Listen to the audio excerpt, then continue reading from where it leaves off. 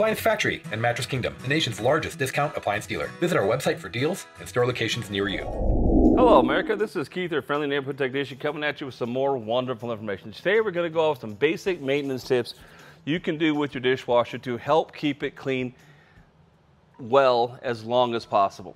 Okay, today we have a Bosch dishwasher and we're going to go over a couple things. First of all, what you can do is they have what's called a water filter. And no, it's not like the filter in your house that softens water. It's basically, it filters the water so big chunks and semi-big chunks don't make it to the motors and potentially do damage. Now what you're looking for is this. This is going to be your filter. There's actually two here, okay?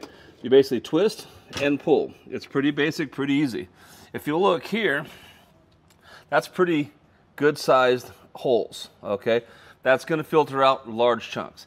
Now if you look in here, you have a different one. These are much finer threads, but you can still, I can still look and I can still see light through it, which means I have a good pass through of water, okay? Now what can happen, and does happen, is you get something like this. Let's say you've had your dishwasher for 3 or 4 years, you've never done this. It can end up looking something like this. I know this isn't the same, but the principle is the same on how to play with it, okay? Like I said, you really can't see, you see all that junk? That is not allowing water to flow through. The less water flows through, the less water you can actually get cleaning your dishes. These are real easy to clean. If you got a problem, you just get some dishwater, or get a little toothbrush, and you can sit there and you can just scrub it, and these will all come clean. Now, if it's really been a long time or you really have hard water, you may want to get some stuff like CLR or something that will remove calcium, lime, and rust, okay?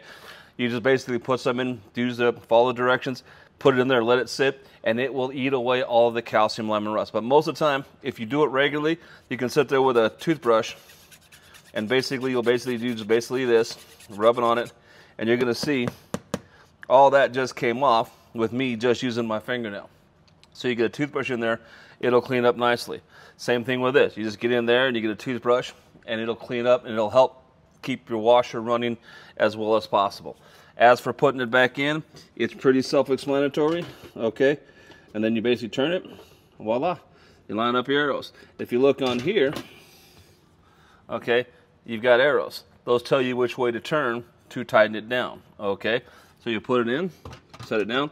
Like I said, it only goes in one way. You really can't put them in wrong, okay?